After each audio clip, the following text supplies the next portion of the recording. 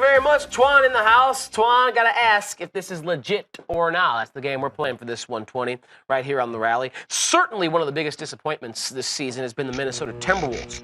The team was expected to take a seismic leap this year with all that young talent. They could score the basketball last year, but defense was the problem. So they bring in Tom Thibodeau, who is known as a defensive maestro. Well, they're 6-18, and they're still not stopping anyone.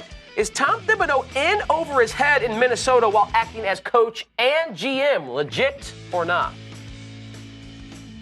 It's a tough one, but I so early in the season, you hate to judge, with 25 games to the season.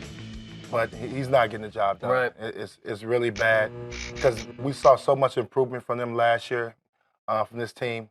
Individually, I think Andrew Wiggins become a legitimate scorer from the two positions. We know Karl-Anthony Towns has been solid, but Ricky Rubio's game has took a step back. He hasn't been efficient.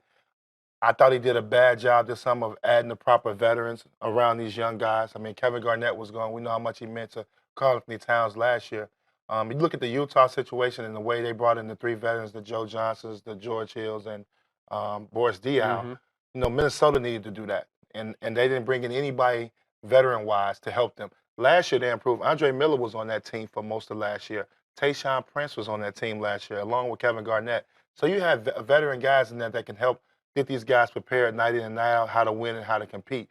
And I think that's where it's at right now. Tibbs may have to hire a real GM so he can focus in on coaching. And it's tough wearing both hats. We watching Stan Van Gundy trying to do that right now. It's a difficult task. I played for Coach Pitino in Boston who tried to do that.